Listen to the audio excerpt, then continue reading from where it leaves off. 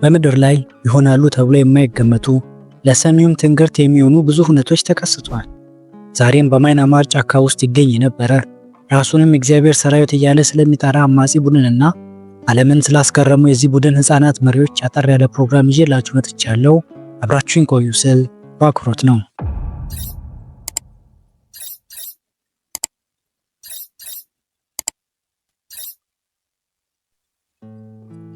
የእግዚአብሔር ሰራዊት ወይም ጋድ አርሚ በማይናማር ውስጥ የሚገኝ ትንሽ ግን እጅግ በጣም የታወቀ አማጺ ቡድን ነበር። ቡድኑ እንደ አውሮፓውያን አቆጣጠር ከ1997 እስከ 2006 ድረስ በንቃት ሲንቀሳቀስ የነበረ ሲሆን ከማይናማር መንግስት ጋርም ሲዋጋ ከርሟል። ቢሆንም ይህ አማጺ ቡድን ከሌሎች ከምናውቃቸው አማጺ ቡድኖች አንጻር ልዩ ወይም እንግዳ ነበር። ምክንያቱም በሁለት ህፃናት መንትያ ወንድማማቾች የሚመራ ስለሆነ ነው። እነርሱም ጆኒ እና ሉተር ሁቱ የሚባሉ ሲሆን ቡድኑን መምራት ሲጀምሩ የ10 ዓመት ገደማ ህፃናት ነበሩ። ሁሉም የአማጺው ቡድን አባላት ለማለት በሚያስደፍር መልኩ እነዚህ ልጆች መለኮታዊ አቅም እንዳላቸው ወይም የተቀቡ እንደሆኑ ያምኑ ነበር። እንደ አውሮፓውያን አቆጣጠር በ1997 የማይናማር ጦር ብዙ የካራን ሰዎች በሚኖሩባቸው በካራን መንደሮች ላይ ጥቃት ሰነዘረ። ካራን በማይናማር ውስጥ የሚገኝ ለብዙ ዓመታት ለነፃነቱ ሲታገል የቆየ ጎሳ ነው። በእነዚህም ጥቃቶች ምክንያት የካራን ሰዎች ቤታቸውን፣ ንብረታቸውን ለቀው ወደ ጫካ ማምለጥ ነበረባቸው። ከነዚህም መካከል ጆኒ እና ሉተር ሁቶም ይገኙበታል። ሁለቱ ወንድማማቾች ገና ህፃናት ቢሆኑም ብዙ ተከታዮችን አፈሩ። ሰዎች ጥይቶችን የማስወገድ የታመሙትን የመፈወስ እና የወደፊቱንም የመተንበይ የመሳሰሉት ልዩ ኃይል እንዳላቸው ያምኑ ነበር። በዚህ ምክንያት ብዙ የካራን ሰዎች መሬታቸውን እና ቤተሰቦቻቸውን መጠበቅ እንደሚችሉ ተስፋ በማድረግ ከእነርሱ ጋር ተቀላቅለዋል። የእግዚአብሔር ሰራዊትም የተፈጠረው በዚሁ መንገድ ነበር። ጆኒ እና ሉተር ሁቱ ዓለማችን ካየቻቸው መሪዎች የተለዩ እድሜያቸውም ገና ልጆች ነበሩ። ነገር ግን ተከታዮቻቸው ከተፈጥሮ በላይ የሆነ ኃይል እንዳላቸው ያምኑ ነበር።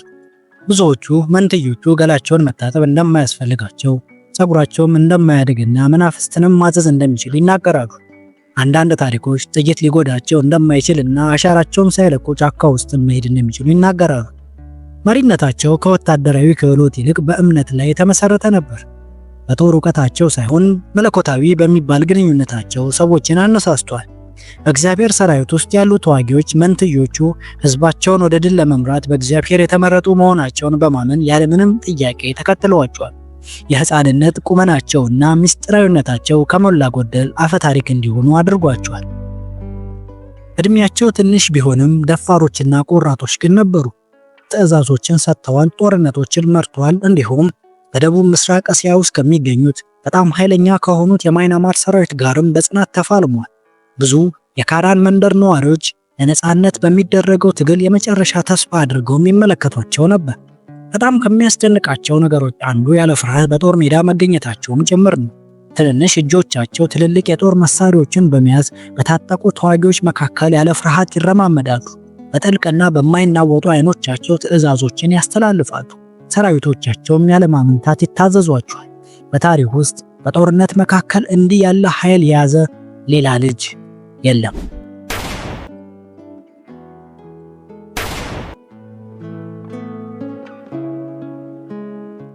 የዚህ አማጺ ቡድን አባላት ሊከተሏቸው የሚገቧቸው ህግና መመሪያዎች ነበሯቸው። ከእነዚህ መካከል አልኮል መጠጣት ወይም ሲጋራ ማጨስ የተከለከለ ነው። ምንም አይነት ወሲባዊ እንቅስቃሴ ላይ መሳተፍ አይቻልም። እንደ አሳማ ስጋ፣ እንቁላል፣ ወተት ያሉ ምግቦችንም መመገብ ክልክል ነው። እናም በስተመጨረሻ መንትያ ወንድሞችን ሙሉ በሙሉ መታዘዝ ግዴታም ነው።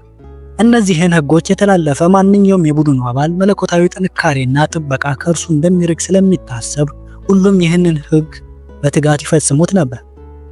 የእግዚአብሔር ሰራዊት በማይናማር ጦር ላይ ብዙ ጥቃቶችን ፈጽሟል። የሚፋለሙትም የሽምቅ ውጊያ ሲሆን ይህም ማለት ድንገተኛ ጥቃቶችን በመንግስት ሰራዊት ላይ በመፈጸም በጫካ ውስጥ ተደብቀው ለማምለጥ መሞከር ማለት ነው። ልክ እንደ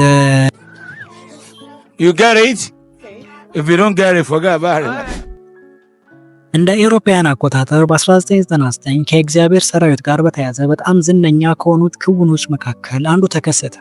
ከእግዚአብሔር ሰራዊት ጋር ግንኙነት ያላቸው የበርማ ተማሪ ተዋጊዎች የሚባሉት አማጺ ቡድንና የእግዚአብሔር ሰራዊት በጋራ በመሆን በታይላንድ በሚገኘው በማይናማር ኤምባሲ ላይ ጥቃት ሰነዘሩ። ሰዎችንም ያገቱ ቢሆንም በስተመጨረሻ ማንንም ሳይጎዱ ከኤምባሲው ማምለጥ ችለዋል። ከአንድ ዓመት በኋላ ደግሞ ሌላ ትልቅ ክስተት ተፈጸመ።